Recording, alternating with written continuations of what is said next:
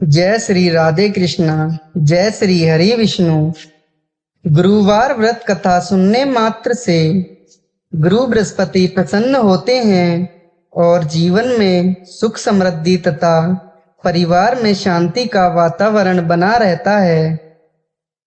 चलिए भगवान गणेश का नाम लेकर गुरुवार व्रत कथा प्रारंभ करते हैं। बृहस्पतिवार व्रत कथा। प्राचीन समय की बात है। भारत में एक प्रतापी और महादानी राजा राज करता था। वह गरीबों की सेवा करता था, ब्राह्मणों को दान देता था, कुएं, तालाब, बाग बगीचे आदि लगाता था।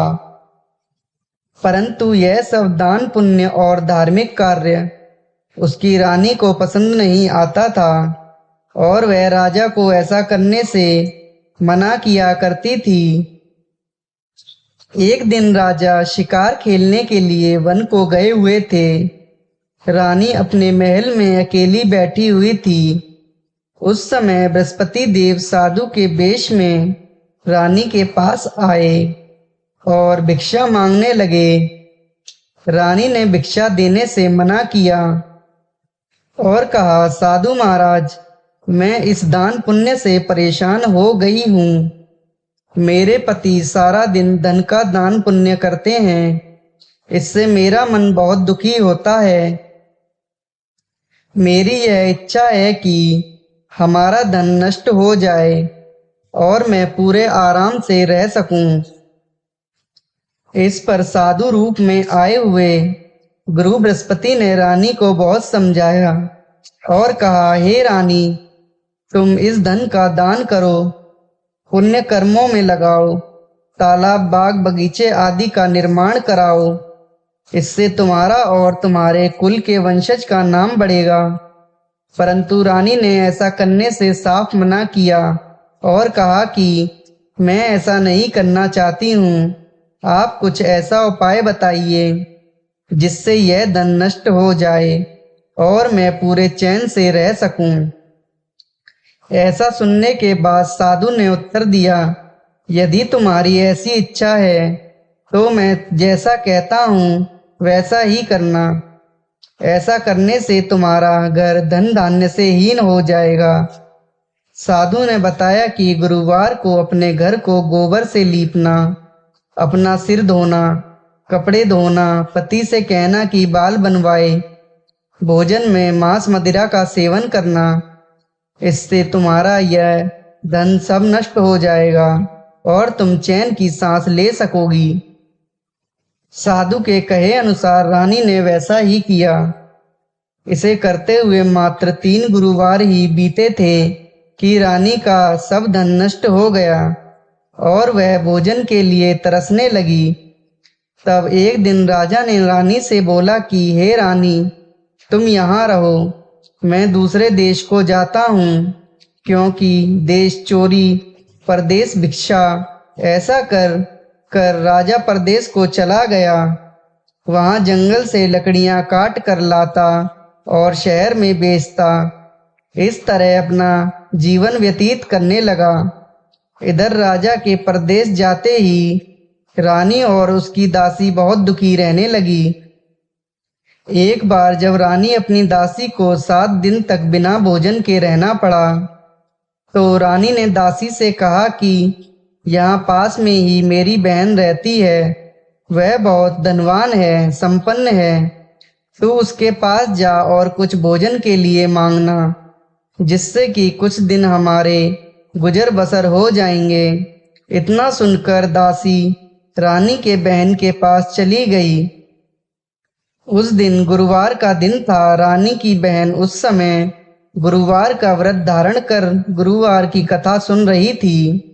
दासी ने रानी की बहन को अपनी रानी का संदेश दिया, लेकिन रानी की बड़ी बहन ने कोई उत्तर नहीं दिया, क्योंकि वह उस समय गुरुवार व्रत की कथा सुन रही थी। पूजा और कथा संपन्न करके ही बोला जाता है, इस नियम का पालन कर रही थी। इससे रानी द्वारा भेजी गई दासी बहुत दुखी हुई और घर आकर रानी से कहा, कि मैंने आपकी बहन को आपका हाल सुनाया है, परंतु उसने कोई उत्तर नहीं दिया। इससे रानी बहुत दुखी हुई और उसने अपनी दासी से कहा, हे दासी, जब बुरे दिन आते हैं तो कोई नहीं सुनता। ऐसा बोलकर रानी अपने भाग्य को कोसने लगी।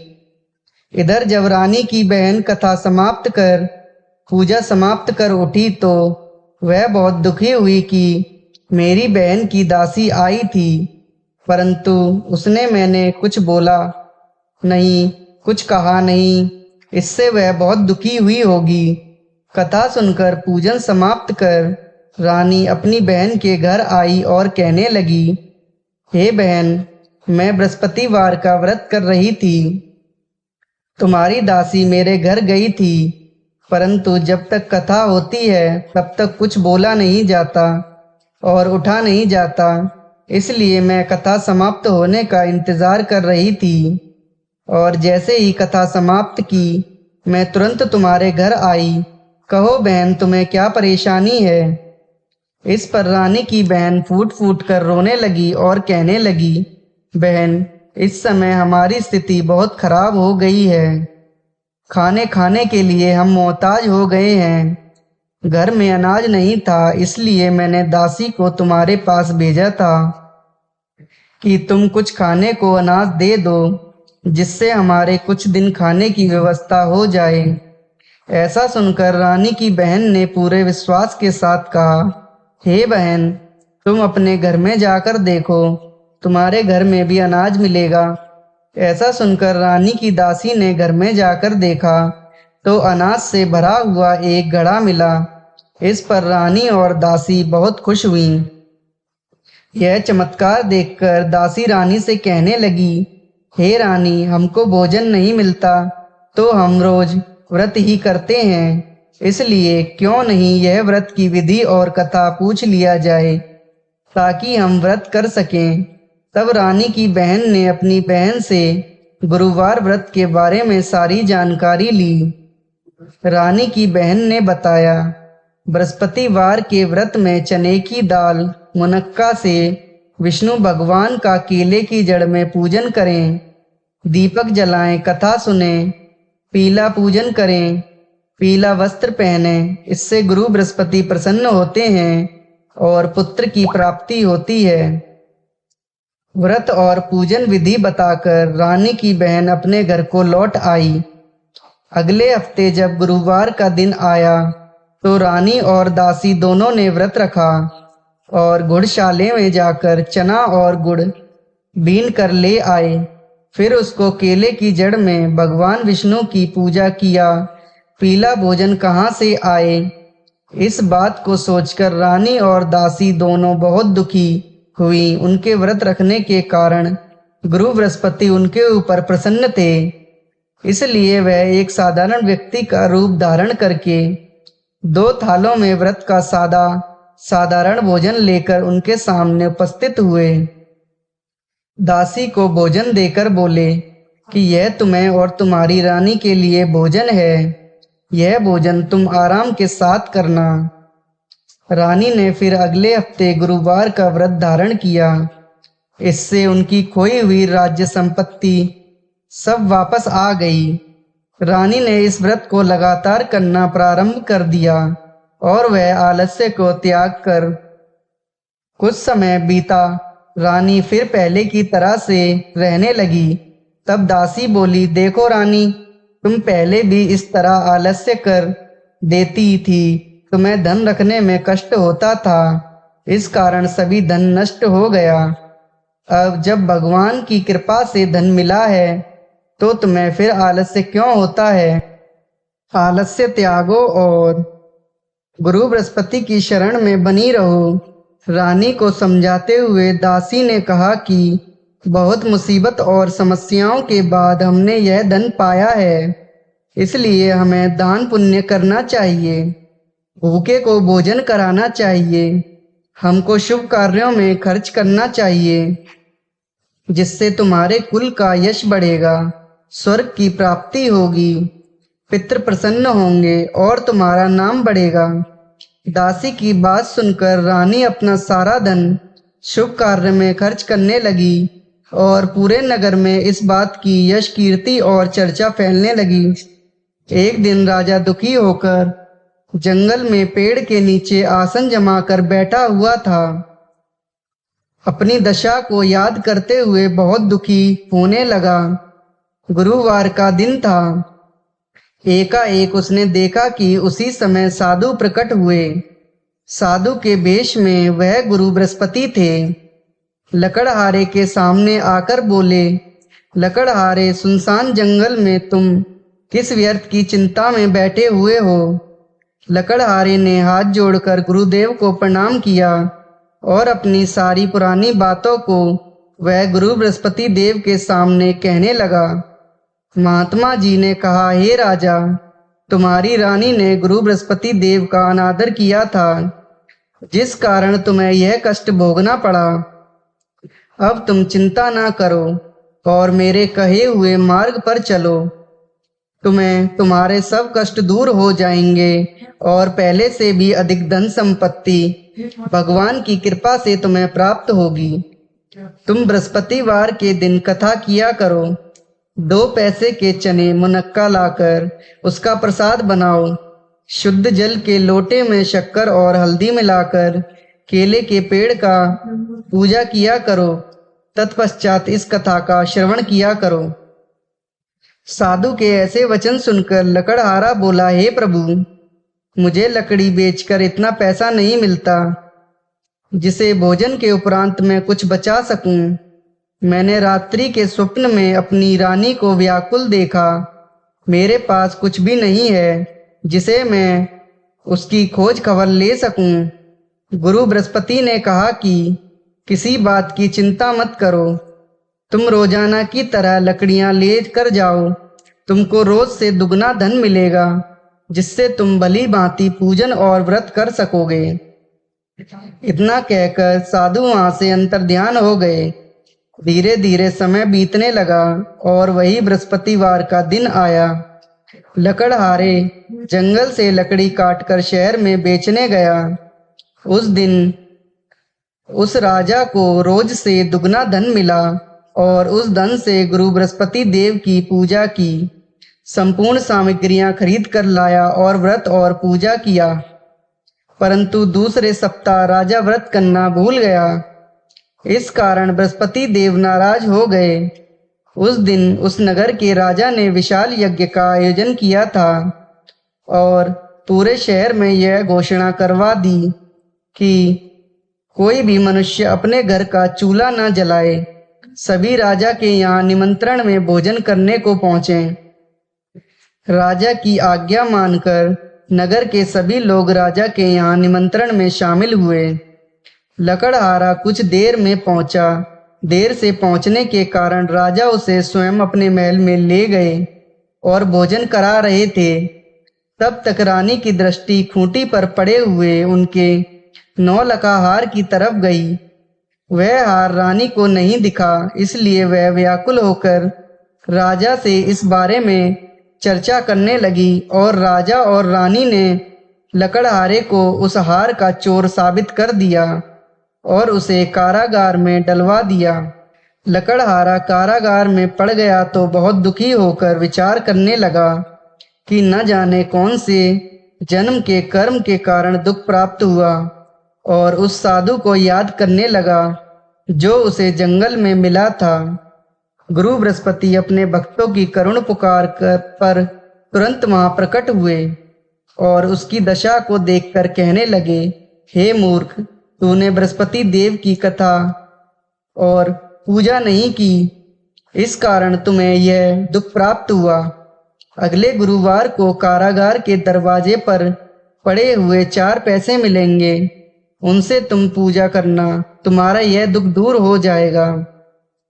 बृहस्पतिवार के दिन राजा को कारागार के दरवाजे पर पड़े हुए 4 पैसे मिले। उनसे राजा ने पूजा की सामग्री मंगाई तथा पूजा की। उसी रात्रि उस नगर के राजा को यह सपना आया कि यह व्यक्ति निर्दोष है, उसे छोड़ दो, नहीं तो मैं तुम्हारे समस्त राज्य को नष्ट कर दूंगा। इस तरह रात्रि के स्वप्न को देखकर राजा प्रातःकाल उठा और खूंटी पर लटका हुआ रानी का 9 लखा हार देखा। इससे वह लकड़हारे को, जिसको जेल में बंद कर दिया था, उसको बुलवाया और योग्य सुंदर वस्त्र आभूषण देकर उसे नगर से विदा किया तथा उससे क्षमा मांगी। राजा जब अपने नगर के समीप पहुंचा तो उसे बहुत आश्चर्य हुआ। नगर में पहले से अधिक बाग बगीचे थे, तालाब, धर्मशाला इत्यादि बन गए थे। राजा ने पूछा, यह सब किसका है? तो नगर के सभी लोग कहने लगे कि यह सब रानी और बांदी ने किया है। इस पर राजा को बहुत आश्चर्य हुआ तथा क्रोध भी आया। उधर जब रानी ने यह समाचार सुना कि राजा आ रहे हैं, तो उन्होंने बांदी से यह कह दिया कि हे बांदी, राजा हमारी ऐसी हालत देखकर कहीं लौट न जाएं, इसलिए तू दरवाजे पर खड़ी हो जा। आज्ञा अनुसार दासी दरवाजे पर खड़ी हो गई। राजा आए तो उनको साथ में महल में ले गई। जब राजा ने क्रोधित होकर अपनी रानी से पूछा, वह सब तुम्हें कैसे मिला? तो उन्होंने कहा, यह सब धन हमें गुरु बृहस्पति देव की व्रत के प्रभाव के कारण मिला है। यह सब सुनकर राजा ने निश्चय किया कि 7 दिन के बाद फिर गुरुवार आएगा, तो उस दिन मैं पूजन करूंगा और विधि विधान के साथ व्रत धारण करूंगा और दिन में प्रतिदिन 3 बार कहानी सुना करूंगा। अब हर रोज राजा के दुपट्टे में चने की दाल बंधी रहती थी तथा दिन में 3 बार कहानी कहा करता। एक रोज राजा ने यह विचार किया कि चलो अपनी बहन के यहाँ हो आते हैं। इस तरह निश्चय कर राजा घोड़े पर सवार हो अपनी बहन के यहाँ चलने लगे। मार्ग में उसने देखा कि कुछ आदमी एक मुर्दे को लेकर जा रहे हैं। उन्हें रोककर राजा कहने लगा, अरे भैयों, मेरी बृहस्पतिवार की कथा सुन लो। इस पर कुछ लोग क्रोधित हो गए और बोले कि इधर हमारे आदमी की मृत्यु हो गई है और उधर तुम्हें अपनी कथा की पड़ी है। परंतु कुछ बुद्धिजीवी लोग बोले कि नहीं, इसकी कथा सुन लेते हैं। कथा आदि जैसे ही पहुंची, मुर्दा हिलने लगा और जब कथा समाप्त हुई तो आराम से राम का नाम लेकर खड़ा हो उठा। आगे मार्ग में चलते हुए एक किसान जो खेत में हल चला रहा था, राजा ने उसे देखकर बोला, अरे भाई, मेरी गुरुवार की कथा सुन लो। किसान बोला, जब तक मैं तुम्हारी कथा सुन लूंगा तब तक 4 हरैया जोड़ लूंगा। अपनी कथा किसी और को सुनाना। इस तरह राजा आगे चलने लगा। राजा के हटते ही किसान का बैल पछाड़ खाकर गिर गया तथा किसान के पेट में बड़े जोर से दर्द होने लगा। उस समय किसान की माँ उसके लिए रोटी और पानी लेकर आई थी। जब यह सब हाल देखा तो वह बहुत दुखी हुई तथा दौड़कर उस राजा को बुलाया और उसे बुलाकर अपने खेत में बैठकर कथा सुनने लगी। कथा जैसे ही प्रारंभ हुई, किसान के पेट का दर्द बंद हो गया तथा उसके बैल उठ खड़े हुए। राजा अपनी बहन के घर पहुंचा। बहन ने भाई की खूब स्वागत किया और दूसरे दिन प्रातःकाल राजा जगा तो देखा कि सभी लोग भोजन कर रहे हैं। राजा ने अपनी बहन से कहा, ऐसा कोई मनुष्य नहीं है जिसने अभी तक पूजन नहीं किया। मेरी बृहस्पतिवार की कथा सुन लें। बहन बोली, भैया, यह देश ऐसा ही है कि पहले यहाँ लोग भोजन करते हैं, बाद में अन्य काम करते हैं। अगर कोई पड़ोस में हो तो देख आऊं। वह ऐसा बोलकर देखने चली गई, परंतु उसे कोई ऐसा व्यक्ति नहीं मिला जिसने अभी तक भोजन नहीं किया। एक कुम्हार के घर गए जिसका लड़का बहुत बीमार था। उसे मालूम हुआ कि उसके यहाँ 3 दिन से किसी ने भोजन नहीं किया। रानी ने अपने भाई की कथा सुनने के लिए कुम्हार से कहा। वह तैयार हो गया। राजा ने जाकर गुरुवार की कथा कही, जिसको सुनकर उसका लड़का ठीक हो गया। अब तो राजा की बहुत प्रशंसा होने लगी। एक रोज राजा ने अपनी बहन से कहा, हे बहन, हम अपने घर को जाएंगे, तुम भी तैयार हो जाओ। राजा की बहन ने अपने सास से आज्ञा मांगी तो सास ने कहा, तू चली जा, परंतु अपने बच्चों को मत ले जाना, क्योंकि तेरे भाई की कोई संतान नहीं है। बहन ने अपने भाई से कहा, हे भैया, मैं तो चलूंगी, परंतु बालक लोग नहीं जा सकेंगे, क्योंकि माता जी की आज्ञा नहीं है। इस पर राजा बोला, जब बालक ही नहीं चलेंगे तो तुम चलकर क्या करोगी? बड़े दुखी मन से राजा अपने नगर को लौट आया। घर लौटकर राजा ने अपनी रानी से कहा, हे रानी, हम निसंतान हैं, इसलिए कोई हमारा मुंह देखना नहीं चाहता। और ऐसा बोलकर राजा भोजन इत्यादि नहीं किया और अपने महल में जाकर विश्राम करने लगा। रानी बोली, प्रभु बृहस्पति देव ने हमें सब कुछ दिया है, वह हमें संतान भी देंगे। उसी रात बृहस्पति देव ने स्वप्न में कहा कि राजा उठ, तेरे दुख के दिन समाप्त हुए, तेरी रानी गर्भ से है। राजा गुरु बृहस्पति देव की यह बात सुनकर बहुत ज्यादा प्रसन्न हुआ। राजा की खुशी का ठिकाना न रहा। 9वें महीने में रानी की गर्भ से एक सुंदर पुत्र पैदा हुआ। तब राजा बोला, हे रानी, एक स्त्री बिना भोजन के रह सकती है, परंतु बिना कुछ कहे नहीं रह सकती। जब मेरी बहन आए तुम उसको कुछ मत कहना। रानी ने सुनकर हाँ कर दी। जब राजा की बहन ने नया शुभ समाचार सुना तो बहुत खुश हुई तथा बधाई लेकर अपने भाई के यहाँ आई। रानी ने कहा, घोड़ा चढ़कर तो नहीं आई, गधा चढ़ाई। राजा की बहन बोली, भाभी, मैं इस प्रकार ना होती तो तुम्हें औलाद कैसे मिलती? बृहस्पति देव ऐसे ही हैं, जिसके मन की मनोकामनाएं हैं सभी को पूर्ण करते हैं। प्रेम पूर्वक जो इस व्रत को धारण करता है। इस कथा को बृहस्पतिवार की दूसरी कथा। एक दिन इंद्र बड़े अहंकार से अपने सिंहासन पर बैठे थे और बहुत से देवता, ऋषि, गंधर्व, किन्नर आदि सभी सभा में उपस्थित थे। जिस समय बृहस्पति जी वहां पर आए तो सबके सब उनके सम्मान के लिए खड़े हो गए, परंतु इंद्र गर्व के मारे खड़ा न हुआ। यद्यपि वह सदैव उनका आदर किया करता था। बृहस्पतिवार अपना अनादर समझते हुए वहां से उठकर चले गए। तब इंद्र को बड़ा शोक हुआ कि मैंने गुरुजी का अनादर कर दिया, मुझसे बड़ी भारी भूल हो गई। गुरुजी के आशीर्वाद से ही मुझको यह वैभव मिला है, उनके क्रोध से यह सब नष्ट हो जाएगा, इसलिए उनके पास जाकर उनसे क्षमा मांगनी चाहिए। ऐसा विचार कर इंद्र उनके स्थान पर गए। जब बृहस्पति जी ने अपने योग बल से यह जान लिया कि इंद्र क्षमा मांगने के लिए यहाँ पर आ रहा है, तब क्रोधवश उससे भेंट करना उचित न समझकर अंतर ध्यान हो गए। जब इंद्र ने बृहस्पति जी को न देखा तब निराश होकर लौट आए। जब दैत्यों के राजा वृषवर्मा को यह समाचार विदित हुआ तो उसने गुरु शुक्राचार्य जी की आज्ञा से इंद्रपुरी को चारों तरफ से घेर लिया। गुरु की कृपा न होने के कारण देवता हारने व मार खाने लगे।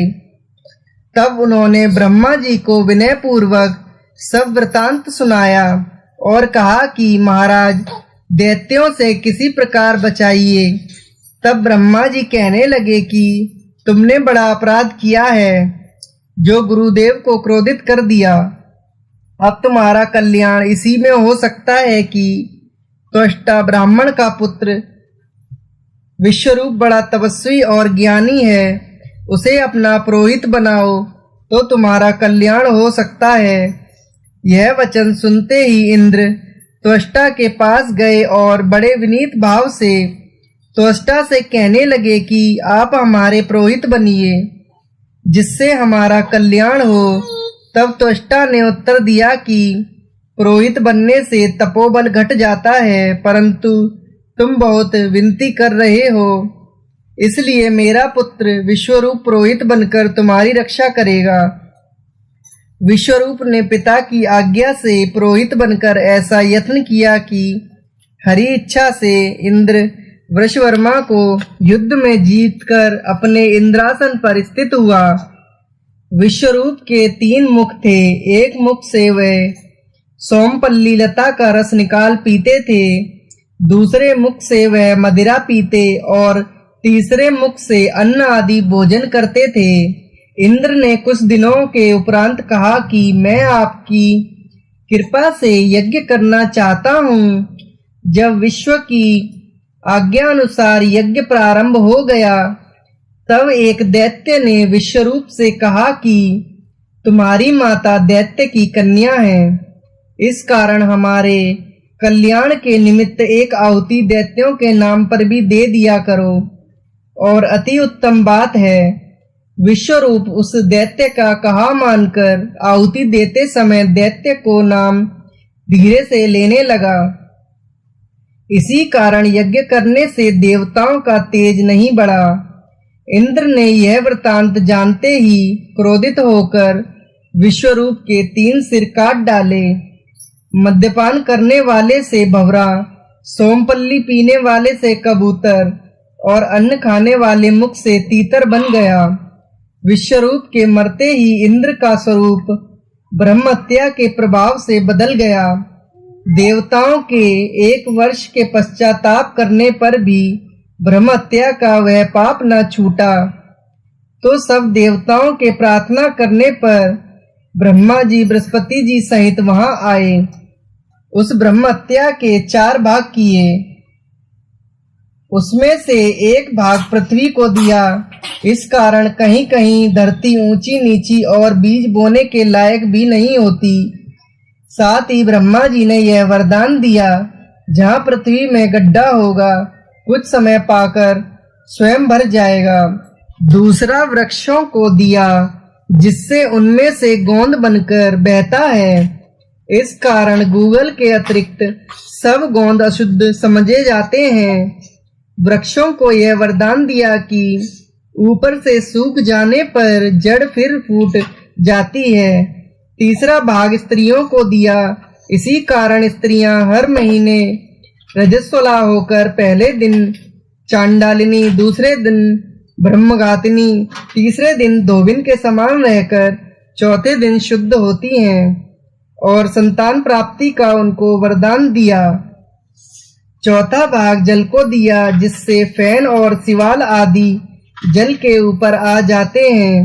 जल को यह वरदान मिला कि जिस चीज में डाला जाएगा वह बोझ में बढ़ जाएगी। इसी प्रकार इंद्र को ब्रह्महत्या के पाप से मुक्त किया। जो मनुष्य इस कथा को पढ़ता या सुनता है, उसके सब पाप बृहस्पति जी महाराज जी की कृपा से नष्ट हो जाते हैं। बोलो बृहस्पति भगवान की जय। बोलो भगवान विष्णु की जय।